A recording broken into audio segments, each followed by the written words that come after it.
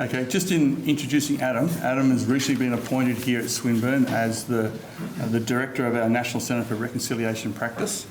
Adam comes to us from industry, from the reconciliation industry, and he was responsible for the preparation of the first Reconciliation Action Plan with the ANZ Bank. And he has been really influential already since he's been at Swinburne in helping us to carve out what reconciliation might look like in practice in the future. So please welcome Adam. He'll be your MC tonight, and I look forward to Richard's presentation later. Thank you.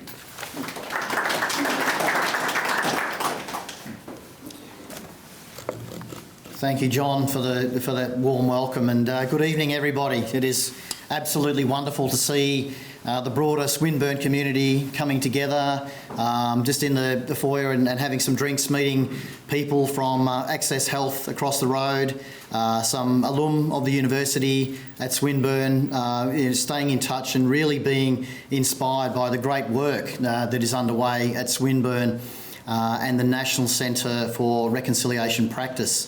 I'm delighted to take on this role. I'm MC tonight, so I won't ad-lib too much, but I do want to say it's a real pleasure for me to have been involved in the early days, the formation of the Reconciliation Action Plan days at Reconciliation Australia, after they'd invited me to come across from ANZ, where myself, Brian Hartzer, John McFarlane, Paul Briggs and other Aboriginal leaders were intimately involved in developing the very first corporate reconciliation action plan in Australia. Before I go into any more detail, I'd like to ask, I'm so grateful to be here, but I also want to say to John Evans, to Professor John Evans, our Pro Vice-Chancellor for Indigenous Engagement, thank you for the opportunity to be part of the team, to be part of this centre, to lead this centre, but also to be part of the broader Mundani Tumbadul Centre as well, which is really achieving great things with over 1,000 students, Aboriginal First Nations students, thriving, finding hope, belonging and charting out a very, very confident path. It's wonderful to be here. But I would now like to, we did have a Wurundjeri elder who was going to do the welcome, who's been held up and can't make it tonight, unfortunately. So I'd now like to ask John for an acknowledgement of country, please.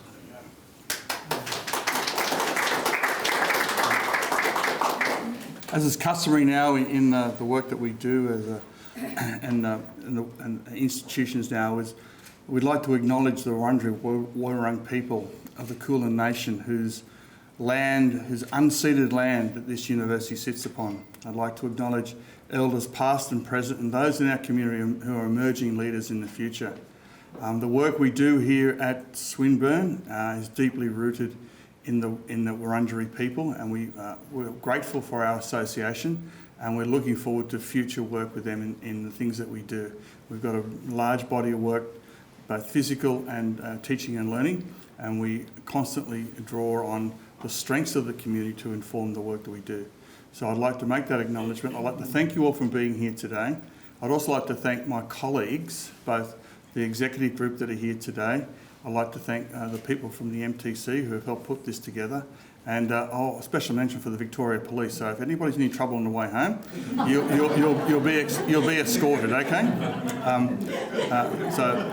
I'll ask Adam now to introduce Richard, and then when that's finished, I'll get Richard to commence his presentation. A little bit.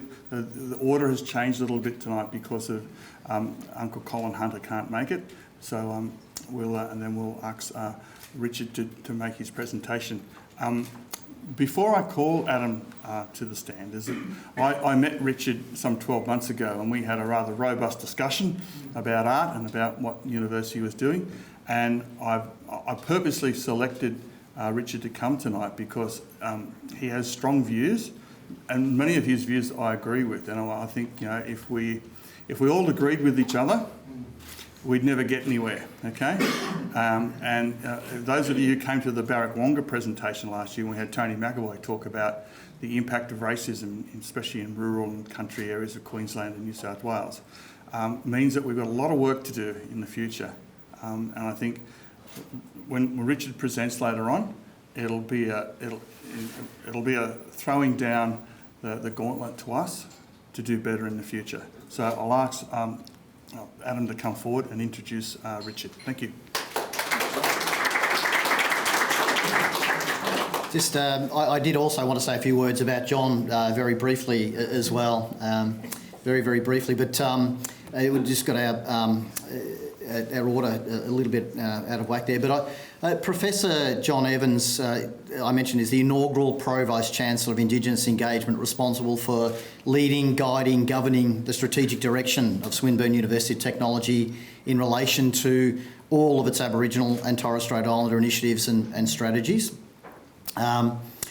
He's a Wiradjuri man from New South Wales, but has lived for a lot of his life in both in Victoria and in New South Wales. His portfolio includes the fabulous Mundani Tumbadul Centre, as I mentioned earlier, as well as oversight of all of the Indigenous teaching and learning strategy, Indigenous research strategy and the Indigenous employment strategy.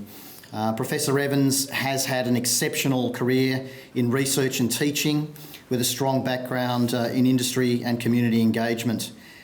His prior role, before he came a year ago down to Victoria, was with UTS as Professor of Indigenous Health Education in the School of Public Health. And he also holds an adjunct appointments at the University of Sydney and also Massey University in New Zealand. And for those of you, I know I've been reacquainted with John. We didn't realise when going through the recruitment process that we did know each other prior. But for those of you that were thinking of leaving early tonight, watch out, because John was a very talented rugby union player and he won many athletic sprinting events in the Victorian Athletic League, and so I know that he'll be able to catch you as you go out the door. But again, can we thank Professor John Evans for his work and the leadership of the Centre, the Mundani Tumbadul, and also bringing us here tonight. Thanks.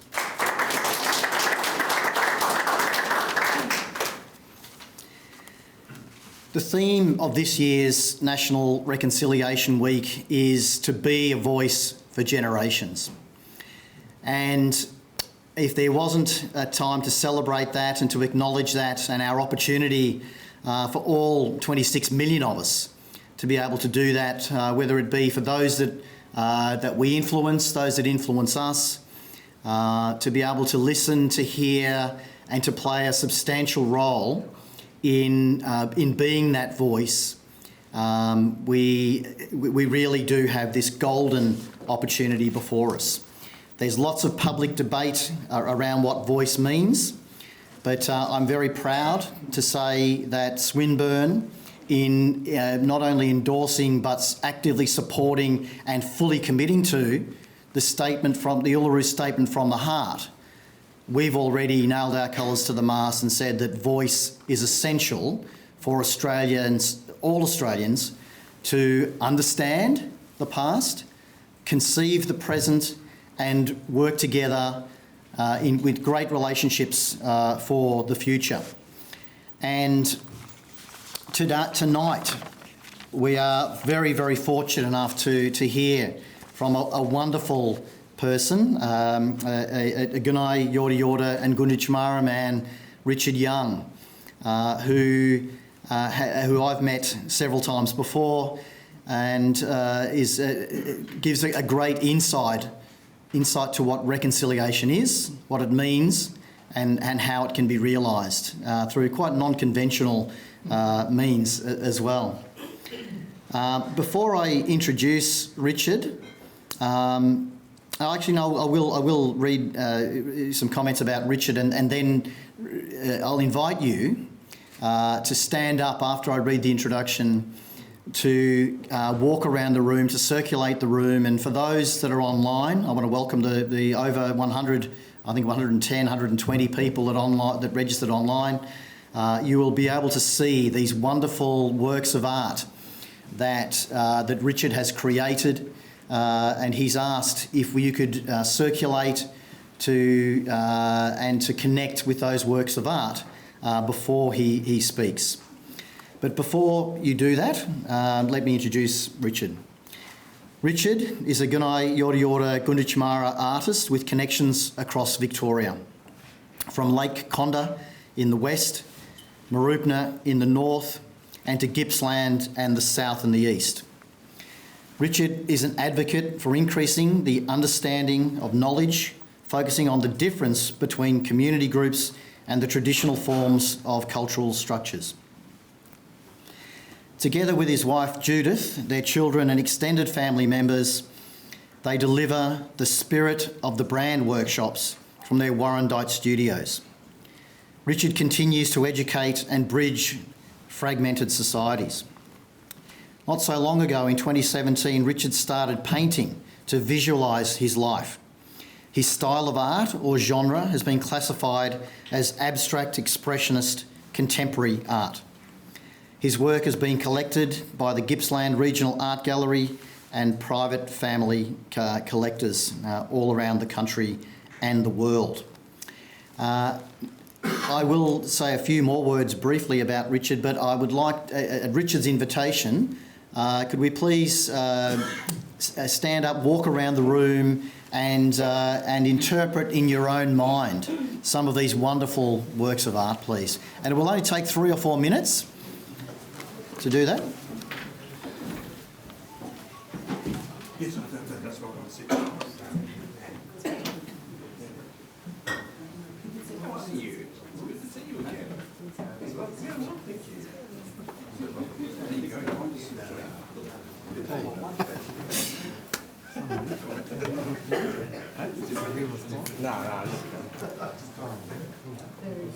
So you should sit next to me. Sit anyway in front row.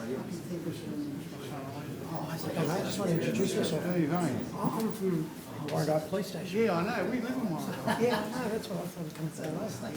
Which whereabouts? So we're off Tyndall's Road. Oh, yeah. Yeah, near Ormonds. Oh, yeah. Beautiful spot. I'll leave you be. Yeah, no, I just thought I'd come and introduce myself because I miss you later.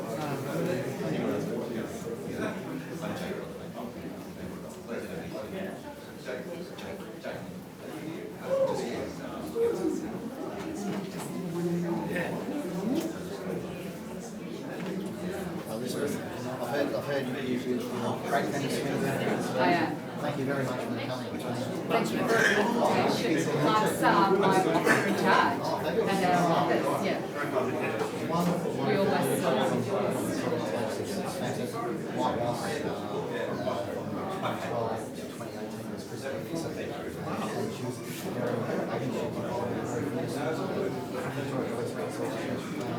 well, maybe how long ago it was, a long time ago.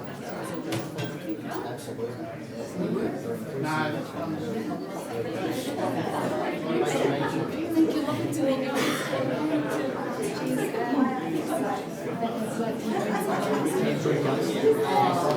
That's right.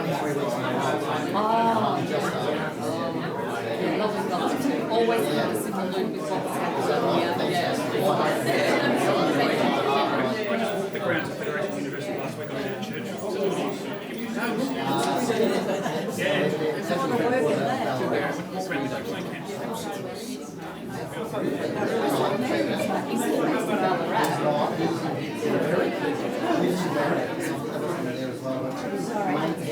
That's yours? Yeah, I like that. Thank you. Does that take, that looks as though it would take a long time to do. A lot of detail. But have you seen this? No, we just did it. I don't think so. It just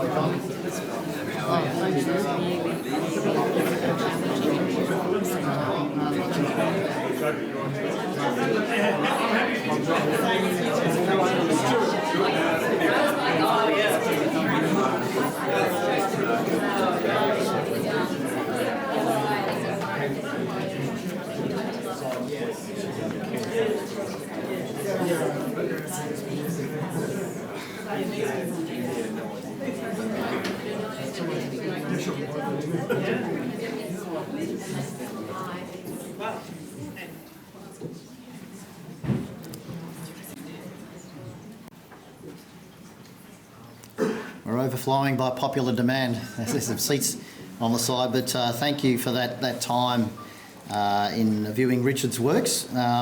Ladies and gentlemen, could you please join me in welcoming a wonderful artist, Richard Young.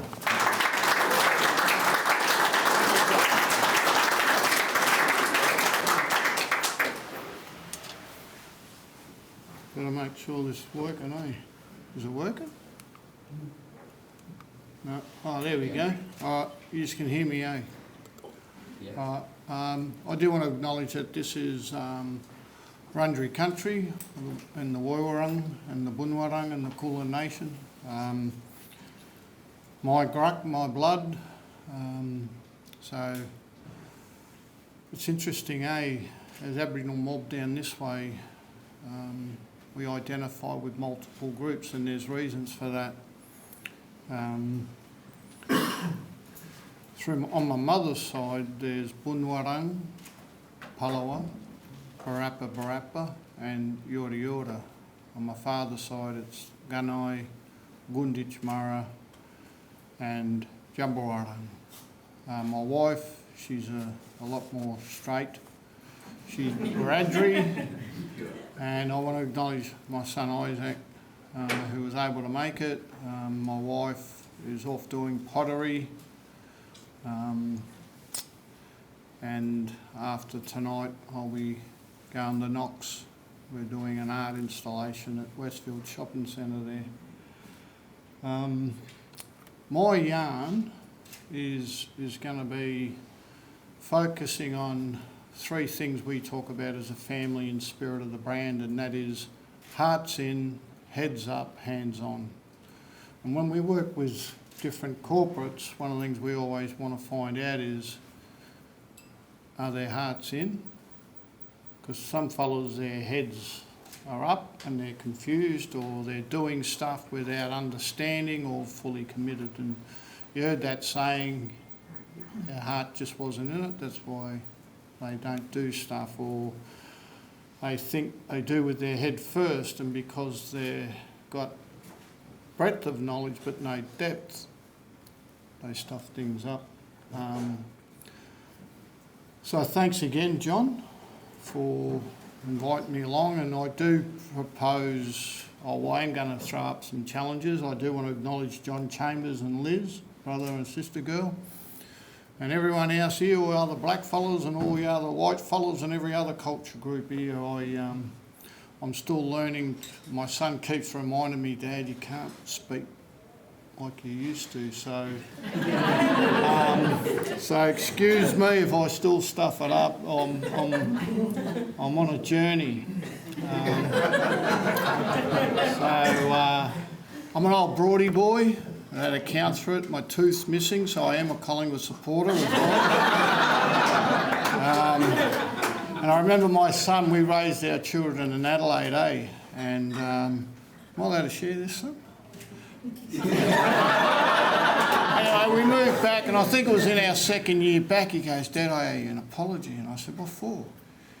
He said, oh, I thought you were a friggin' lunatic.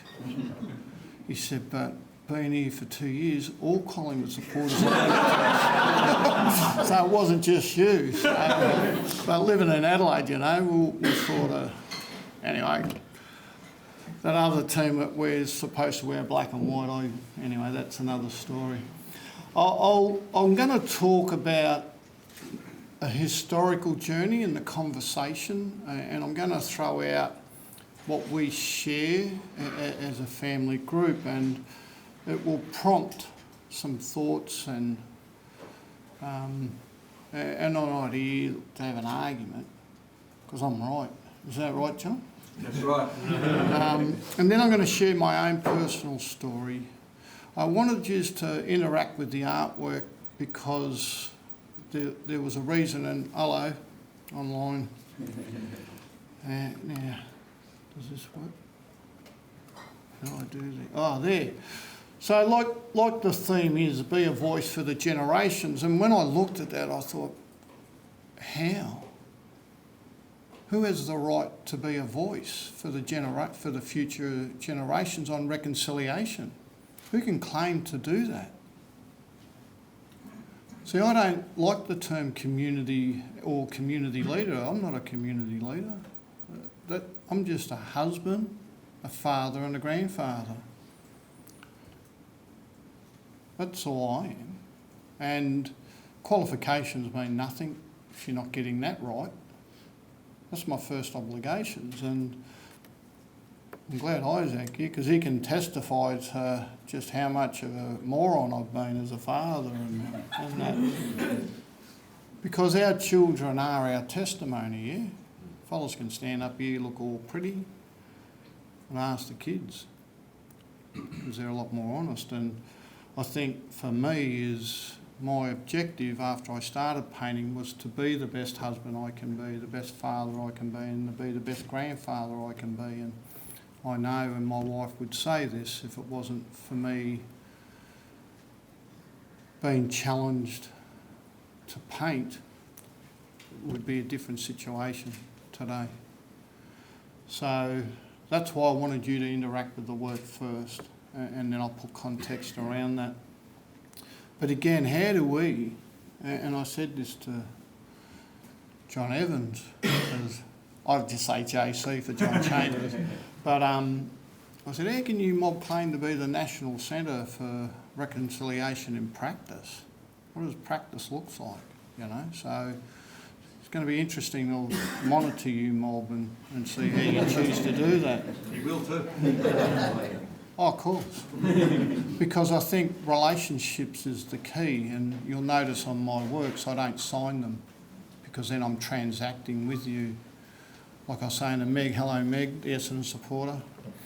I said I don't sign it because it's the spirit in the painting. If it connects with your spirit and if it sings you, then that's a song for you to engage with, and then I sign the work for you. Because I think we're too much in a transactional approach when it comes to engaging with Aboriginal people, where we're relationship based first. And with my son Isaac, we currently we're engaged by the Level Rail Crossing program.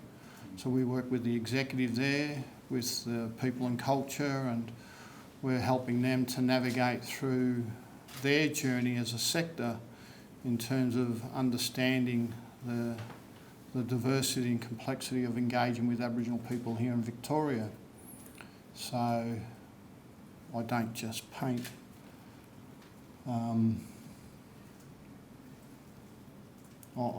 guess I like to share, and as Isaac would tell you, I'm focusing on you a lot tonight, sonny. I love it. I love a yarn. My gruck, so like I said, that's my mobs that I've shared with you. So the next lot of slides I'm going to go through is really about our history as a nation, and one of the things we talk about, and I talk about a lot through my experiences. I was involved in the Royal Commission in Aboriginal Deaths in Custody. I wrote a paper for the Australian Institute of Criminology on the resocialisation of offenders and their families. And I was involved in working in prisons when fellas were either killed or hung themselves in jail, and had to do all of that sort of caper, right? And it was always an attitude. And I was confronted with the same attitude yesterday when we were working at Knox. And I went to have a yarn to a lad there to organise some hoardings to be moved, and I could tell by the way he shook my hand and he looked at me and the way his tone changed when he was talking to his white friend when I come over. And I thought, oh, still confronted with this attitude that I was bothering him. And all I asked was, oh, listen, just wanted to see if you could move this because we're painting. And then just how he turned his back and walked away. And that was only yesterday. But see, when Cook landed here, he put a curse over our people, over this land, and it still sits. If you understand laws of attraction, if we understand vibrations, we understand that. And we understand the power of our words, because our words can give life or death. certain religions and cultures, the creation stories, the song lines, they're sung into existence or spoken into existence. But what Cook said, we do not exist. And that word has sat over us as a people, we do not exist. And that attitude, when people want to, I'll get that, bros. When people want to connect in, they don't realise they're connecting into that vibration because that attitude just snaps into gear because it's there. We haven't disrupted it. So whenever Aboriginal people talk up about that, to disrupt that vibration, we're seen in a negative light. We're seen as being agitators or activists or this or that because we're trying to disrupt the vibration that flows from others towards us, unconsciously unaware. But it's innate, it's in our DNA. That's what happens. And this is the attitude. When I was working at John Holland Group, I remember this lady said, why don't you people just get out of the way and let us build infrastructure? I said, sorry brothers, we were here before you. But again, confronted with that attitude. And it starts when we were young. It started at school when I was told by my grade 6 teacher teaching social Darwinism that that's the monkey, that's you, Richard, the Aboriginal people, and this is us, the superior white people. In grade 6, and I said, oh, excuse me, miss. She said, yes. I said, how can that be? I'm the fastest runner, the longest jumper, the highest jumper, best cricketer, best footballer. And all the kids go, yeah, miss. And she said, well, that's just the way it is. I could have accepted that, or I just did what I did. I thought, well, I'm going to prove her wrong and just do what I do. Otherwise, we're receiving that.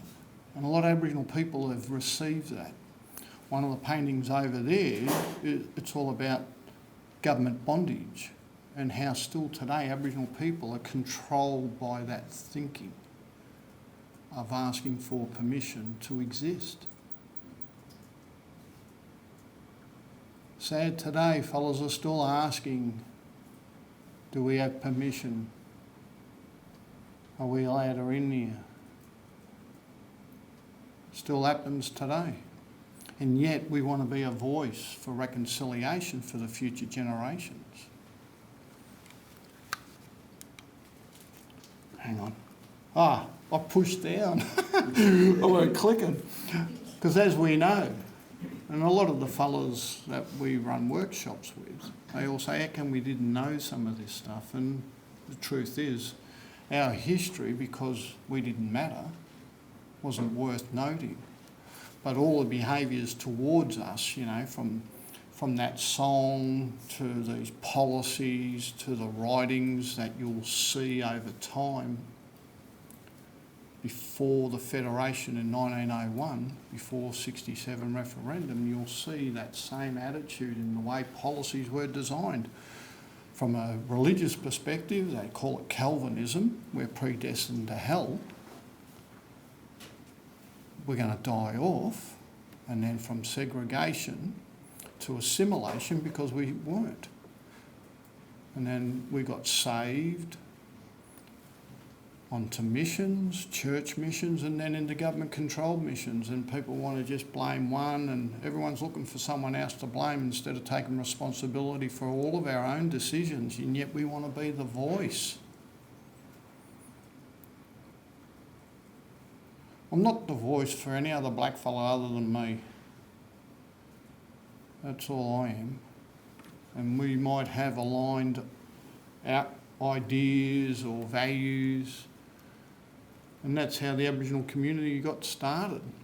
A group of families were taken off the mission and established here in Fitzroy.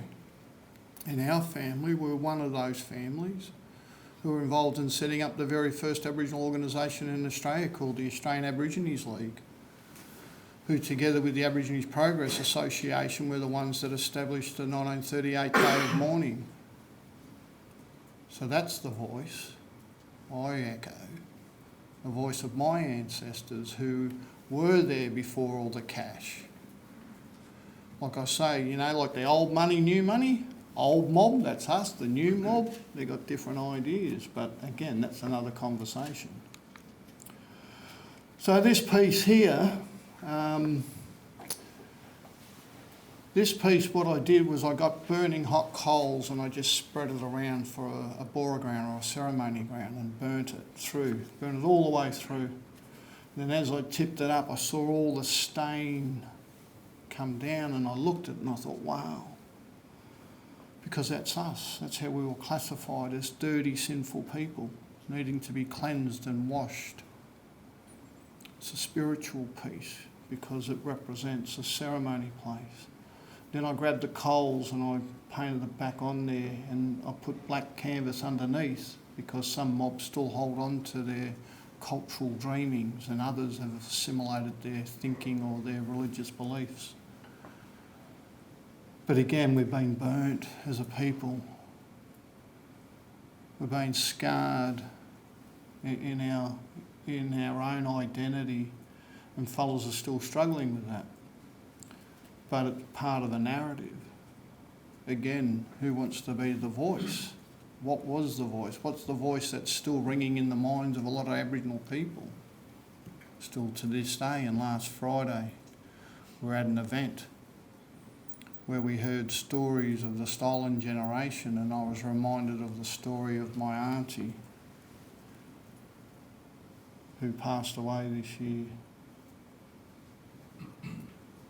And her voice echoes in my head. And I think, wow, can't ignore that. But what do I do with that voice?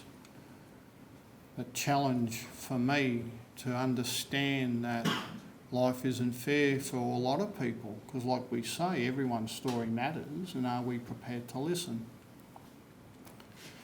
How do we sort out the confusion and the complexities that are involved in Aboriginal engagement in this conversation? Because there's many voices out there and everyone has an opinion, and like I say, everyone's voice matters. Don't have to agree with it, eh, John? Like what you were saying. But see, then I saw this picture and I thought, wow, the discoverer of Gippsland, Angus McMillan. I thought, deadly. And look at the way he's holding this fellow's hand. Might have been Scott Morrison. Remember when he was trying to grab that fellow's hand? He doesn't look, it's not Scott's uncle or anything. But apparently this fellow then led the massacre, 7 massacres throughout Gippsland. One of those massacres, I got asked by the owners of the land to go down there and bless it, and it impacted me. It was Warrigal Creek. And I went there at the invitation of Liz, who owns it. And I thought, wow, the impact. So I did this painting, which is in the Gippsland Regional Art Gallery, which is based on the eyewitness account of how 20 men stood up on the banks of the Warrigal Creek, and as women, children, men, boys, girls were hunted into the creek, they all stood there and shot them, and the water turned red with their blood, and fellows were bobbing, and if one come up, they pop them again, and all I could see was that voice echoing. Get the little nigger, get this, bang, shoot him, shoot him. And other words that would have been said about our people, the Gunnai. So I visualised that, and I'm grateful to the Gippsland Regional Gallery for taking that on.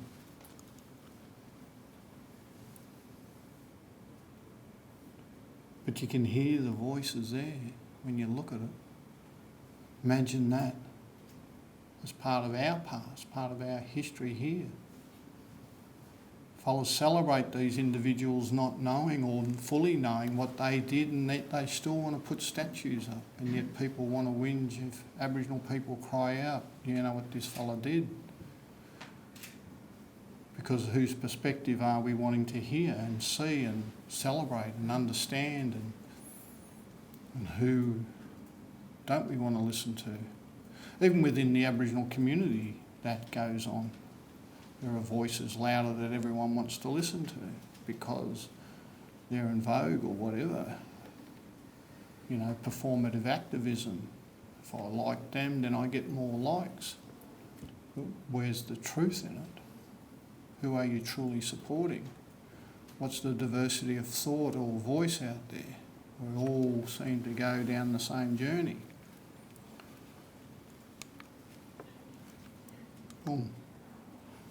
See, as a people, we've been reduced to 3%. That would have been normally a black canvas. But that's our position as a people in this land. I remember this lady, she said, "Oh, what's that?" I said, "Oh, that's representative of us."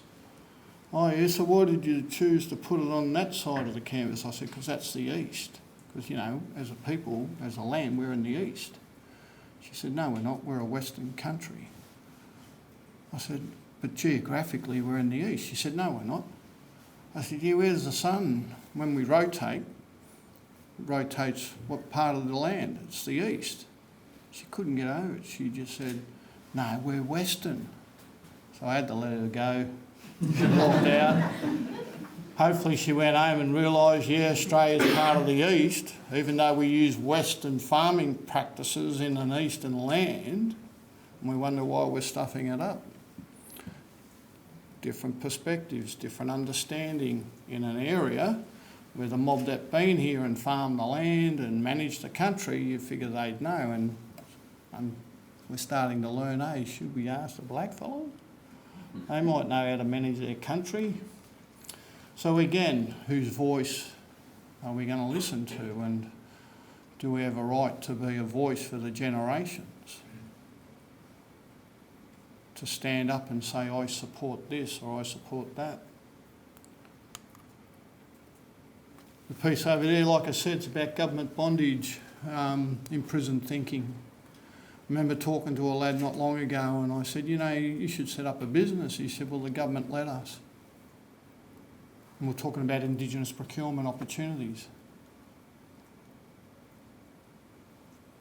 Still, will the government let us? That codependent behaviour. See, as a people, we've been told and we've been funded, and like I said, our family context is that first organisation to where it is today. But for the last 50 years, we've been supported to be not for profit. For 50 years as a people, you are not for profit. The voice, not for profit. Every other people group, for profit, commercial, involved in economic participation and opportunity and commercialism, all of that, entrepreneurial. But for Aboriginal people, not for profit. Under the Constitution, the laws for us, not for profit. The only jobs for us, not for profit. And those that could go out and get jobs had to deny their Aboriginality. But the words, not for profit. And the only hope fellows had for a job was in not for profit. Think about that. That vibration, the way it impacts, the way it wires our neural networks, the way that it creates those brain stems that contributes to the way we posture ourselves and we stand and we look, compared to those non-Aboriginal kids that can stand straight because they're for profit. And what's the starting point in the conversation to be able to take your kids onto a journey into hope compared to those who are told not for profit? And then to be told to justify every cent you're given and to be at the beck and call for when an election comes and to be worried about who's going to get in. Because if whoever gets in decides to cut the funding, there goes all your jobs because you are not for profit. And they would have been the conversations through the 60s and 70s, 80s, 90s, still to today, everyone's worried about the government because they're bound up. Yes, Minister's delegation. It's one of the earlier pieces I did, and I used to always see them running around, all friggin' happy fellas. The Prime Minister up the front and all of his advisors, woohoo, and all the black fellas hiding behind the trees. Who's these crazy fellas? Because again, you know, they're the saviours. These are just my visual representations on how I see behaviours. And these are all my earlier works when I first started painting. I was more figurative. I can't draw for anything, eh, son? The first time when I first started painting, because I was getting images in my head, I said to my wife, I said, I've got to get rid of these images. And she said, why don't you paint? And I said, remember when I tried to paint a face and I showed my younger sister? She said, oh, that's beautiful, Rich. That's a beautiful house. I said, it's a face. She said, is it? So I threw it out, drove over it, chucked it in the bin. So yeah, I'm pretty much a stick figure person. I can't paint like my wife and our other family. Isaac won't want me to tell you he can paint, but he's more of a muso as well. He's just a creative. You're the only one here, so I can't pick up that guy out. But again, you know, whose voices are we listening to? Who's the chief voice there? And, you know, it's always in English. They go to places where English is like a fifth language, and yet they want the mob to understand what they're saying, and they expect them to, because their voice don't matter. We're here to help you, mob. I remember when I was first started in LX, Level Crossing mob, and every time I read the Aboriginal participation plans, the first 2 words of every plan, 2 words, the problem. I said, who's the friggin' problem here? Why are you looking at us as the problem? Just because you fellas don't know what you're doing? You're the problem. But again, that's how we've been classified, see, as the problem, needing fixing. So if that's the starting proposition for a lot of fellas who claim and have RAP plans and who have commitments and all of this stuff, that's how they first see us. And because they're not equipped, because they haven't properly understood their own story and gone through and managed their own self and fixed up their own families, yet they're trying to fix us up, thinking, oh, well, I'll get satisfaction because home life's no good for me, so I'm going to fix you up. All right. Posturing politicians. I saw a photo one day of this politician. Woohoo! He was an Aboriginal Affairs Minister too. So I was just like, no, I'll just paint him up, and then I'll put them all in tutus doing the Swan Lake. But again, a lot of people like posturing about our situation, and I've got to, oh, you know, you should talk to my Aboriginal friend. You know, you've seen those movies and those shows, everyone's got a black friend, like Blackish and those sort of shows. Oh yeah, my black friend and all of this sort of stuff. Why? Why do we do that? Because why? I don't know. I just say I'm a Collingwood supporter. But again, if we're going to posture and if we're going to claim to be a voice, then why do we have to say, well, I'm with Noel or I'm with Warren and I'm with, because Lydia's mother is my cousin. Oh, bless you. But why do we always want to say, yeah, this is my friend and I support them, and then close our minds off to hearing what anyone else is saying? Why do we choose to do that if we want to be a voice for the generations, meaning everyone else? Yet we're narrow. We narrow our thinking, we narrow our minds, and as Isaac, when you son, I'll give them your phone number so they can all text you. As he will tell you, I was narrow-minded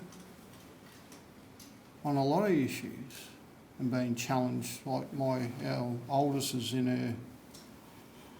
So our kids are born in the 80s, 90s, 2000s, so that gives you a bit of an idea, the spread.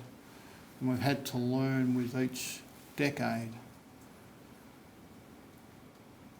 And we've had to listen, not very well at times, to what our children are saying.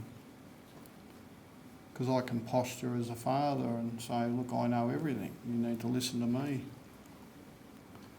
But to humble ourselves and to consider the thoughts of others instead of just accepting what our friends always say, because that's always the problem.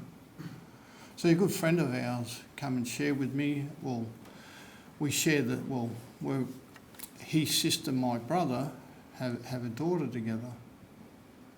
And he rings me up, Butter, one of my nicknames. Butter, I want to tell you a story. I said, oh yeah, what's that? He said, oh, is that Bake's, his brother Bake? You know, some of the nicknames, I won't go there, but yeah, I was at Bake's son's 21st. I said, oh yeah, your nephew, here's Bake going. He goes, shut up and listen, will you? I said, oh yeah, right. He said, yeah, I was at his 21st. And I said, oh. He said, no, Butter, listen. He said, I'm standing there, and he said, he's all my nephew's mates, our niece, his mother,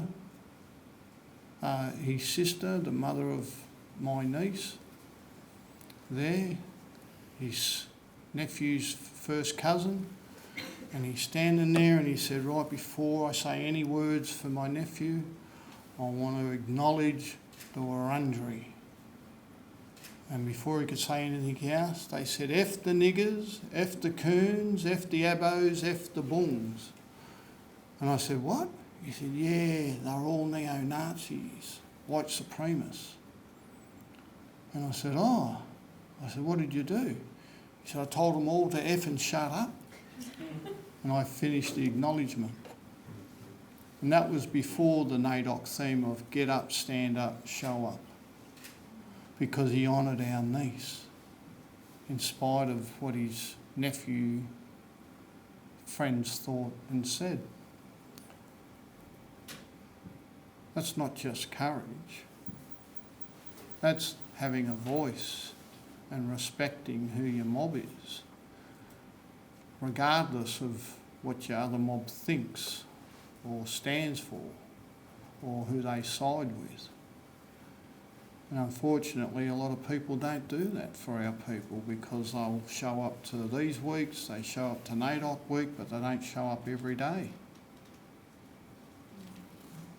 That's what a voice for future generations looks like to me.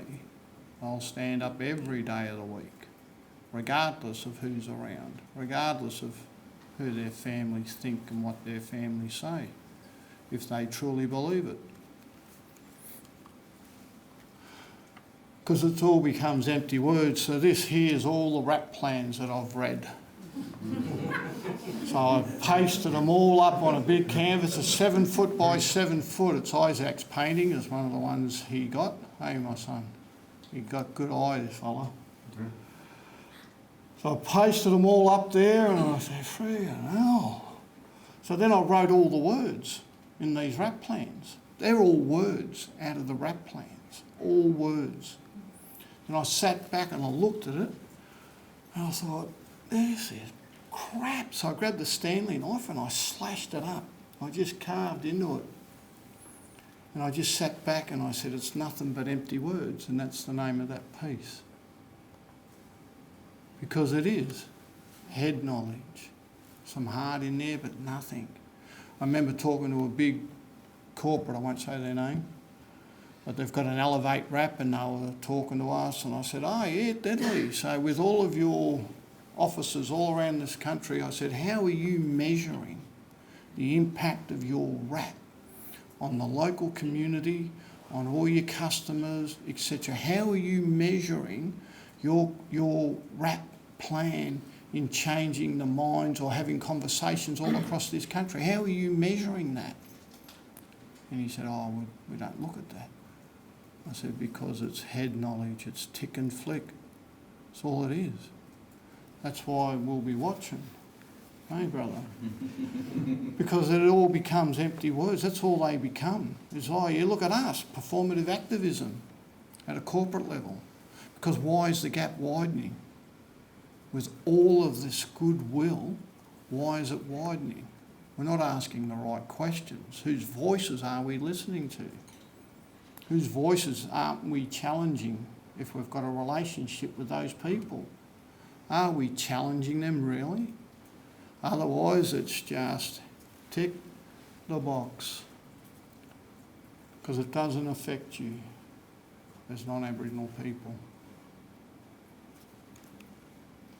Not that you don't care, that's not what I'm saying. But it's easy, like my mate, Brother Mark did. He stood up. So where we've landed as a people, I don't know how I'm tracking for time here, Adam, but I'll get through to my story and finish on that, take questions. But I was in this taxi, I was living in South Australia and I was over in Ceduna. Anyone been to Ceduna? Hot over there, eh? And I worked for ATSIC at the time. I was a business agent for ATSIC, and I went over there, talked to the women. They wanted to set up a centre, and jumped back on the plane, flew back to Adelaide, jumped in the cab, and I'm in the cab and the taxi driver goes, "Where you going?" I said, "Semaphore." Beautiful place, Semaphore. I went, "Yep." And he said, "Oh, where you been?" I said, "Oh, I've been to Ceduna." And he said, "Oh, yeah?" I said, "What was you doing over there?" I said, "I was working with the Aboriginal Women's Group." He said, "Oh, the friggin' bungs." He said, "I'm from WA." He said, "The friggin' abos over there, they're nothing but dirty, lazy fellas. All they want to do is beg, beg, beg, blah, blah, blah." And he was just going for it. I went, "Oh." So I tapped him on the leg. I said, "I'm Aboriginal." He said, "Are you?" He said, "Gee, you don't look it." And I said, "Oh, where are you from?" He said, "Oh, I'm Aussie, mate." I said, "Are you?" "Gee, you don't look it." he goes, "What?" I said, "Well, what does an Australian look like anyway?" And he goes, "Oh, well, you know, like me." I said, "Oh." I said, "Well, what about the Chinese and the Indian? They've been here since the late 1700s, 1800s. Ah, no, they're friggin' curry eaters and chungs." I said, "Oh." I said, "Listen, what if I could show you that you're not of Australian blood? Will you believe me?" He said, "What do you mean?" I said, "Well, who's your father, his father, his father?" Anyway, he couldn't deny that they come from England, because he could only go back so far. And I said, here's your ancestors. I said, here they are. They got kicked out of their own land because they weren't accepted by the mob over there. They trumped up all these charges, like still happens to our mob today. Sorry, officers. But they did all of it. Not saying you did it, but they said, "Okay, you stole a loaf of bread. We're getting rid of you because of your surname or whatever." So they stuck them all on the boat. I said, "Can you tell me at what point in the ocean that the ship crossed that their blood changed from English, Scottish, Irish, Welsh blood to Australian blood?" He said, "Oh, I don't understand what you're saying." I said, "You've challenged me genetically what an Aboriginal person looks like." I said, "Who gave you that right?" I said, "Yet you want to deny your own heritage?" I said, "Who give you that power?" I said, "You need to go back home to your own motherland and get in touch with your roots."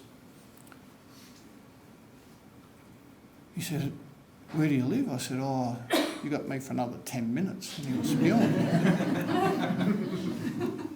Because when we look at the Cronulla riots, when we look at those attitudes on Australia Day, everyone wants to fly the flag. And everyone says, "Well, you're not Australian." And all the new people groups that have come to this land that have a right, because all we are is an identity. Australia is just an identity of people groups that have formed what we say is a national identity as Australians. And yet when we look at other people with different names, colour, eye, hair, support group, football club, whatever, we classify them. We classify others. Who gives you the right to be a voice for reconciliation for future generations if you still struggle to see others as your brother and sister, as an Australian? If that's an inward struggle, then you can't be a voice for reconciliation. My song, Drunk at 4. It's the first time I ever got drunk. I was 4 years old. My story, my history, my past. I had to reconcile. So the reason I started painting, because all those images in my head started to come out. And I thought, I've got to get it out, because I was going freaking mad. Whoops. How do I go back? Please let me out. First time I was jailed, I was 11 years old in Geelong police cell. Racist coppers. They locked me and my little sister up. Treated us like criminals because our dad was drunk. It was a long night, that, sleeping on the concrete floor. I was only in grade 6. Please don't come in. You can get a picture of what that's like when you hear about the stolen generations with the women and the girls. When you see the light go on out in the hallway and you're lying in your bed, worried. Say you love me. That's the painting there.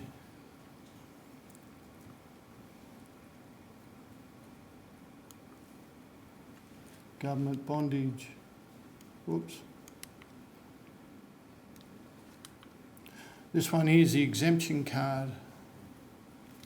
Those that don't know what the exemption card is, was Aboriginal people had to deny their Aboriginality to get a job, because as Aboriginal people we weren't accepted, we weren't up to the standard. So I just got all the exemption certificates, and again just carved it up because of the tearing of the soul that it did to Aboriginal people that were affected, and took that on.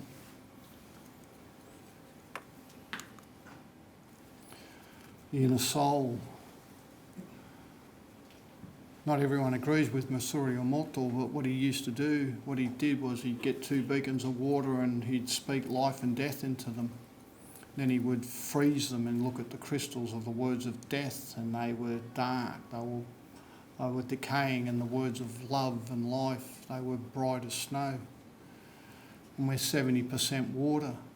So imagine growing up as an Aboriginal person all your life, and all that's spoken into your body, your water, is nothing but negativity, nothing but disgusting words, nothing but racist attitudes.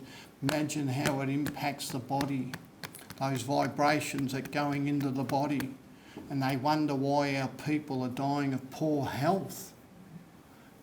Those words that are spoken over time and constantly spoken, and they wonder why our people are sick.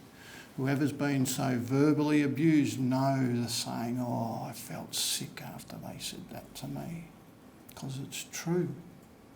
But imagine that as a people all your life, and yet we want to be a voice for reconciliation for future generations. What's the words of your ancestors?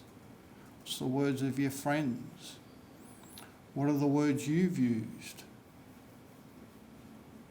I know the words I've used. Head trauma, what it looks like. When you read some of the stories of how kids were just kicked, their heads were kicked off their bodies. And it was documented. Whoops, where am I going? Am I going back? Fragile but not broken. So that piece there, I attacked it with chisels and screwdrivers, and I impacted the integrity of the canvas. It's 14-ounce canvas, and I could just pull it together like that. And when I took it to get stretched, the stretcher guy goes, it'll rip apart. I said, no, it won't. About 40 layers of paint on that.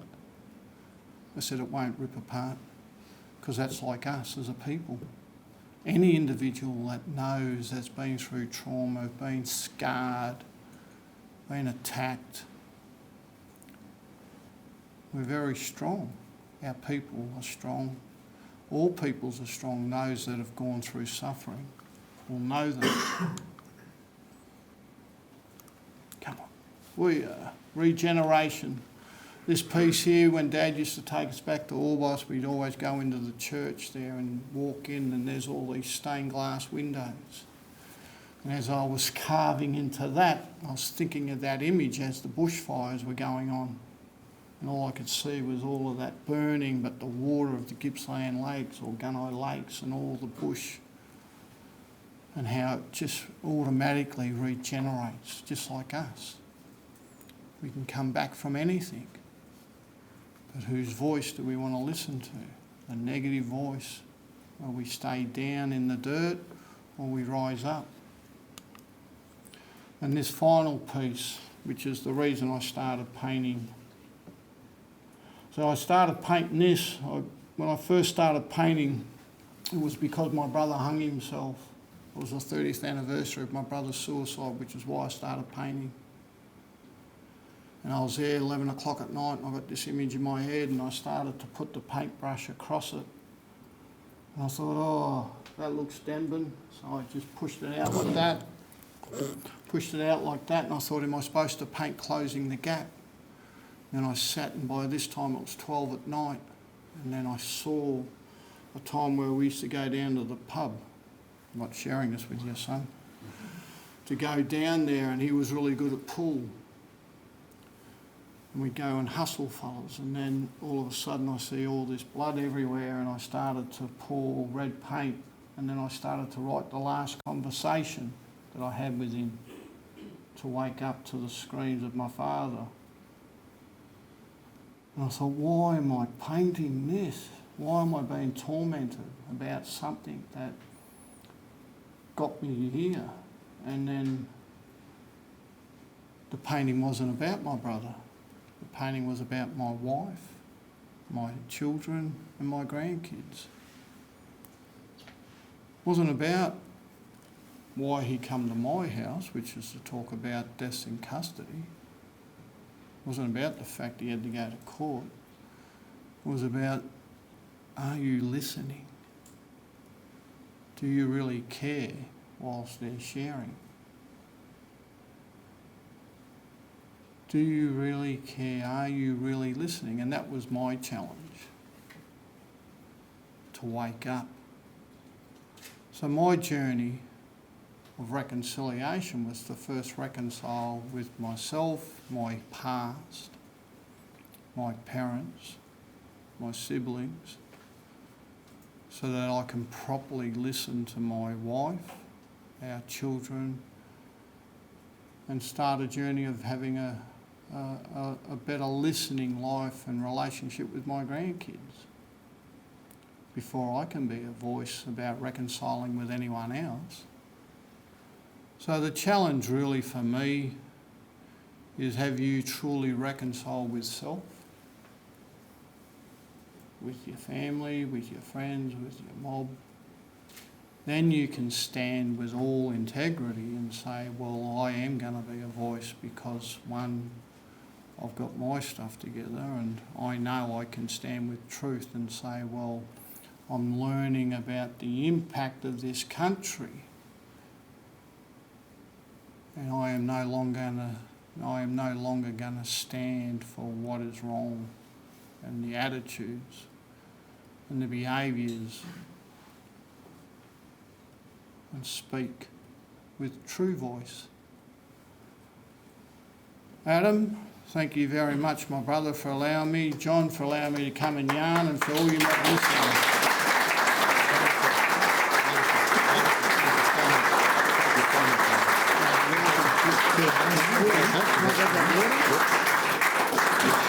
We've got some questions, eh?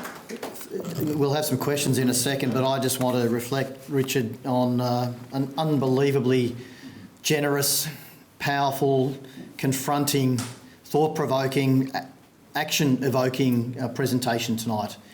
I reflect on, as you were speaking, on my own life, the slide on with the Australian history, European history, Aboriginal history, Indigenous history swept under the carpet, and in my office I've always had one book that I always turn with the spine facing inwards and the pages facing outwards. so you don't know what the title is, and it's actually Manning Clark's A History of Australia. And that was the textbook that I learnt, that I had in grade 6 through to year 9 or year 10. And I think at least half of the students in Australia in a particular era had that book. And the very first line of that book is, and I quote, "Civilization in Australia began in 1788, full stop." And what I do is I reflect on that, and I at pains to say that I was oblivious to the ridiculous notion of that. And I think your invitation, Richard, that reconciliation starts with oneself, is an invitation to all 26 million of us in Australia, and wherever we may be on the reconciliation spectrum, from unconsciously unaware to consciously aware to fascination, grieving, healing, all of us, all 26 million of us, to self-actualise reconciliation. I know who I am, where I want to be, how I belong, how I exist and how I relate. We've got to give ourselves and be kind for all of us to progress along that, be aware and to reconcile with ourselves and move along that as well. Your slide, your work, Empty Words, is equally profound. Somebody that has been very much involved with the whole of the RAP program as well. And I do know that some organisations that have put out a RAP that have been empty words, that in the question that you're asking yourself, what's the impact? You ask the corporate, what's the impact?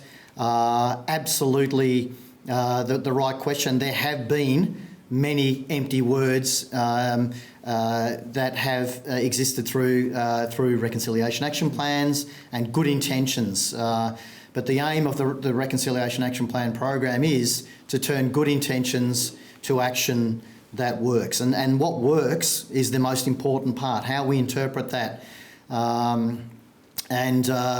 You're fragile but not broken, the beautiful work in the way that you so beautifully described that it is impenetrable. You cannot separate the canvas through any means. Absolutely reflects the wonderful First Nations cultures, the hundreds of cultures that are around Australia, and that we are so very generously able to sit alongside, to have a sense of belonging and shared hope for our future in Australia. So we'll come to questions in a moment, but can we just one more time please thank Richard Young for inspiring us all tonight.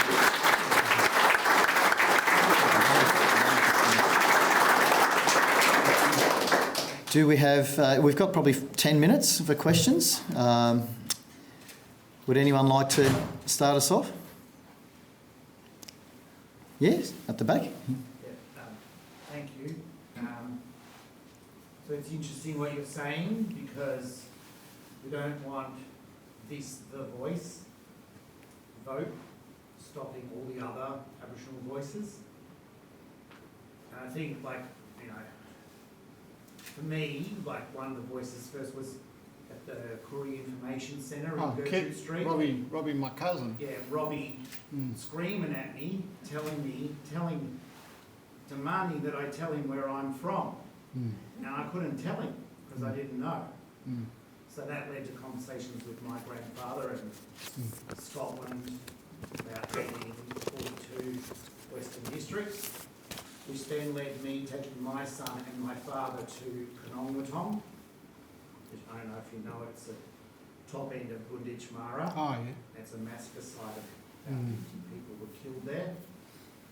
So I think that we don't want this voice vote to be the voice, we just want it to be a voice, right? And we don't want all those other voices that challenge us as white people or non-Aboriginal people.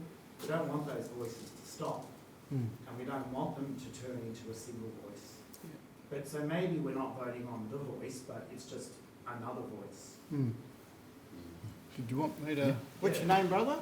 Cameron. Who do you barrack for? Well, sort of Collingwood, but I remember games when I'd go with my father, and when an Aboriginal player of the other team would touch the ball, the whole crowd would yell "ball." Yeah, I know. 60,000 people. Yeah. I remember asking my dad, why are they doing that? Yeah. So, You know, That so was pretty bad. Collingwood, but it Yeah. wasn't much, you know, that was sort of like, kind of put me off, to be honest. Yeah. Oh, they were all the same, the clubs. So Collingwood, yeah. Yeah, that's no, sort bless, of- thank you, I Cameron. won't follow that, to be honest. The voice, like I was saying, with our family's legacy, like our great-grandfather Shadrach James, whose father was married William Cooper's sister, Ada Cooper, Thomas James, Glenn James, the AFL umpire, my mother's first cousin. And he wrote in May 1, 1929, he wrote these words, "For all the wise heads of the governments of this land have had us, the Aborigines, in their hands and have still not taken us out of the experimental stage." You know, we've been social experiments of the government. But he talked about a voice to Parliament, he talked about Waitangi Treaty, he talked about Aboriginal people being represented in Parliament.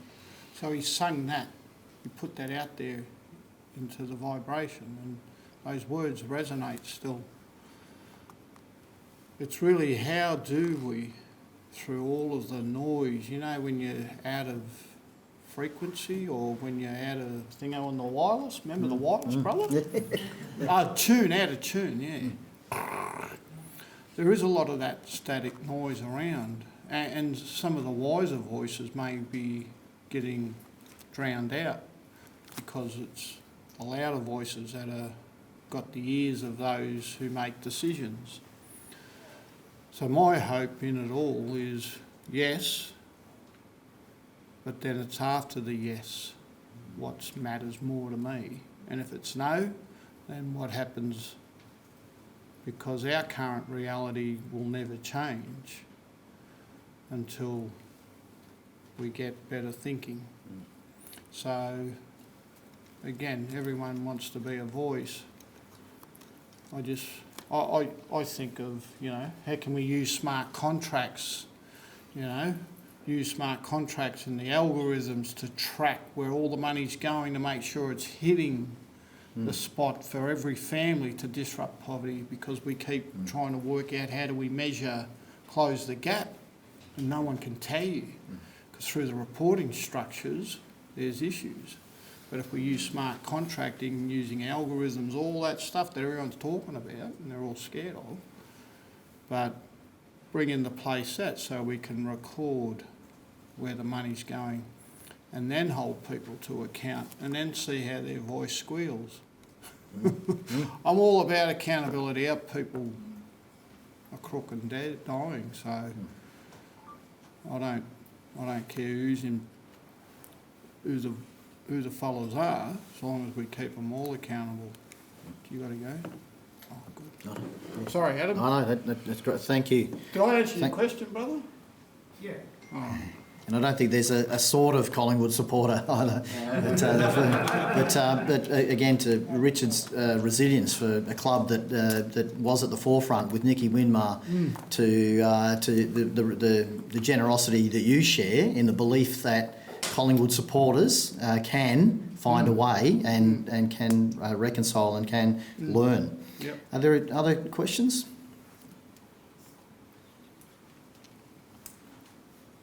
Some time. Yeah, John. Yeah. Maybe just introduce yourself, John. If that's good. Just John Chambers, part of the Swinburne Council and friend of Rich's, which is lovely to hear you speak tonight, brother. Thank you. Just your hope. So you're having got to know you, you're a man who speaks with such truth that, and I think we all have felt that tonight, the penetrating truth that you speak, that can make you squirm in your seat, which has been very special. But you're also a man who has incredible hope and incredible vision.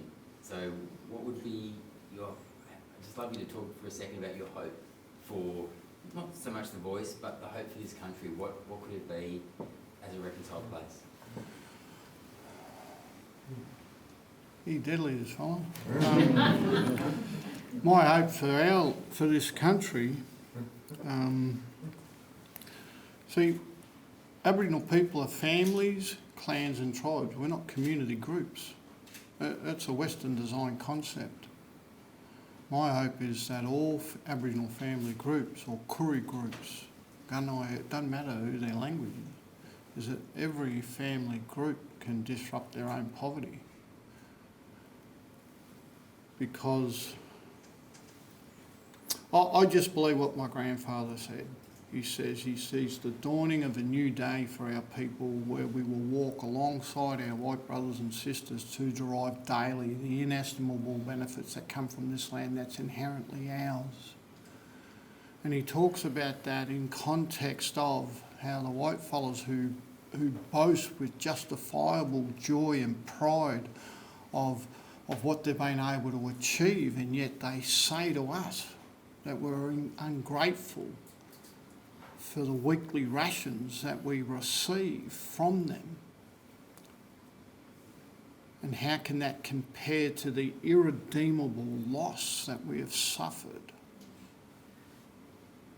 from this land that's inherently ours? And I looked at that word irredeemable loss, and I looked at the country's GDP of 1 trillion, and then I looked at the market capitalisation of 17 of the biggest companies that have done wraps.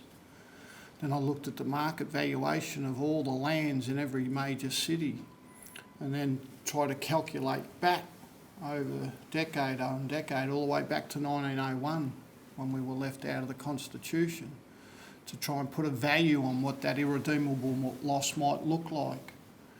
And then started to think, what does that look like compared to the $33.4 billion spent each year to close the gap, and what that would mean for Aboriginal people in terms of our population today for the next 100 years. And I thought, it'd be in the millions. Yet when my grandfather come back from the Second World War, he wasn't allowed to look at a home package like all the other RSL fellows, because he wasn't a citizen, and I wasn't a citizen. So when I look at all of that in context, I believe the hope. Because what do we have today? We have goodwill, we have policies in place to enable that goodwill, the heart, the head and the hands. It's very simple. What's the heart of the message? Where's the thinking at? Challenge the thinking. Is this really going to connect? And how has it been in practice, if you like? If you just use that 3-stage process, hi, ha, ho. Hearts in, heads up, hands on. So when I hear people talk, I analyse it simply from that perspective. Oh yeah, I feel the spirit of the person. I believe them. Hang on, what's he saying? And then what's he doing? Can I help him? And I believe now more than ever that this country's in a much better place than when it was for my grandparents. And I believe for my great-grandkids. Great-grandfather Shadrach, 1929, 100 years to today, and I'm looking 100 years ahead for my great-great-grandkids. And if I don't start speaking what I see for our kids, our grandkids and great-grandkids, if I don't see that, then I'm dead already. The dream is dead, the song is gone. Regardless of everything I've shared, I take hope out of that. And I believe that if we don't ask the tough questions of ourselves, all the good stuff is just going to go by the wayside. So I'm going back a little bit, but my hope truly is what I shared. My hope is that my ancestors have shared, and that's the hope I share with my children and in our family when we invite people to our home. That's the same hope. So please be encouraged. When you go home, one of the things we say is empty out the noise. Go home. You drive from here, you've got a pathway home. What do you want to think about? What voice do you want to listen to? Filter it out, go home. Be happy to be home. Think. And every time you're on a pathway from Bora Ground to Bora Ground is a time to really reflect on the markings. What mark do we want to make? And as you all start to line that up, it'll start to be clear. But I believe his voice is becoming clearer because the words that people are speaking resonated back then. So that's the hope, that the dreams of our ancestors are becoming fulfilled, and not everyone understands that, and people are confusing it. But I'm very encouraged, you know. Well, my son here. Yeah, that's the future. Wonderful. Hopefully I answered your question, brother. Thank you so much. Thank you, Richard.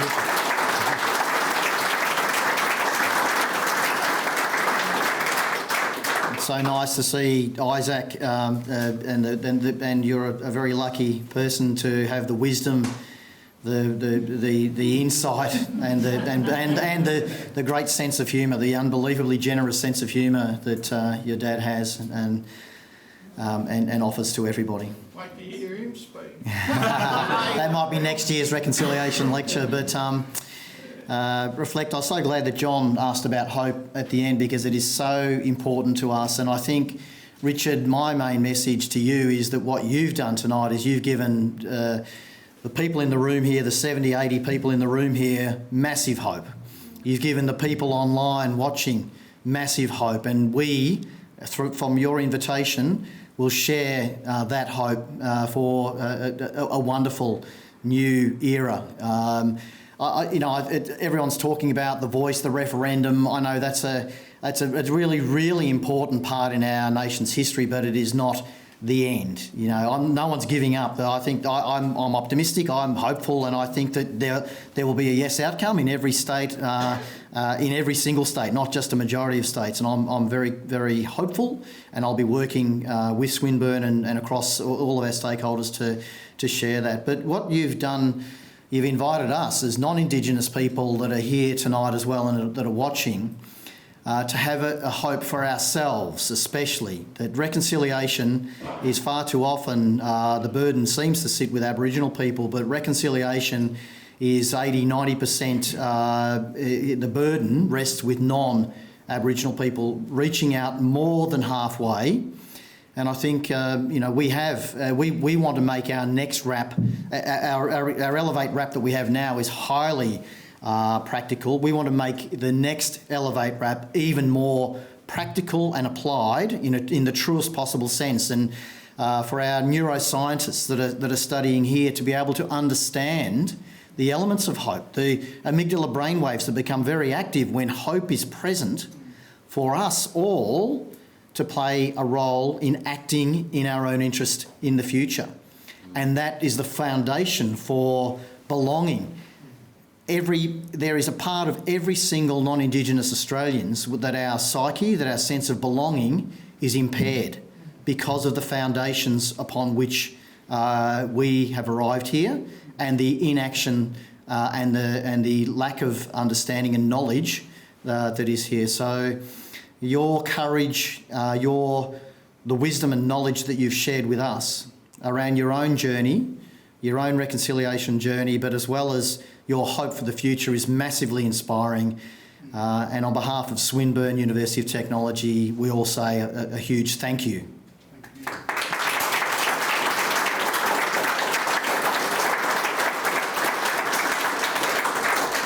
In wrapping up, I want to also acknowledge everybody for being here tonight and online. Thank you. Wednesday night for a couple of hours is a significant part of the week, and I really value you being here. It's been wonderful for me as someone here only 3 weeks to meet you all and to hear of your excitement and your commitments, and from Fiona, who's across the way here, starting out on a Reflect RAP journey at Access Health just across the road, to people that are playing roles, ongoing roles in reconciliation. I say thank you to to Simone Hamlin, my colleague. I'm not sure there's Simone's here. Thank you for the wonderful coordination of this event. To John for approaching Richard and for being a wonderful mentor to me in the last few weeks as well, and connecting me with everybody. I say thank you to my brilliant colleagues at the Mundani Tumbadul Centre, to I won't mention everyone, but to Bonnie, to Joel, to everyone that's here and present. There's a growing number. We now have, I think, 25 First Nations people across the university, and that's growing. We've got some very bold plans for our next RAP, and I think that being applied and knowing your question, Richard, what's the outcome? I think the outcome has to be the degree. Closing the gap was a target conceived that would resonate with non-Indigenous people, to say yes, it will make us feel better about ourselves if we close the gap. But what we want is to have all of us around the world, it's 8 billion of us, is to have full lives where we have hope for the future and we share belonging, and we're proud of that shared belonging. And I think that working with Reconciliation Australia, finding a way and I spoke with Peter Morris, the General Manager of the RAP program, just the other day, and he's very, very keen to continue to accelerate some work that's happening with the Centre for Social Impact here already to truly measure how neuroscience and hope and belonging play a role in actions, and measuring those actions as a fundamental part of Swinburne's next Elevate Reconciliation Action Plan. So in that way, we can all be a voice for generations. We can all play a role at Richard's invitation to go home and to speak to our family, to our friends, to invite them to find true belonging and a true sense of hope. So thank you everybody again for coming, and we look forward to seeing you in the not too distant future. Take care.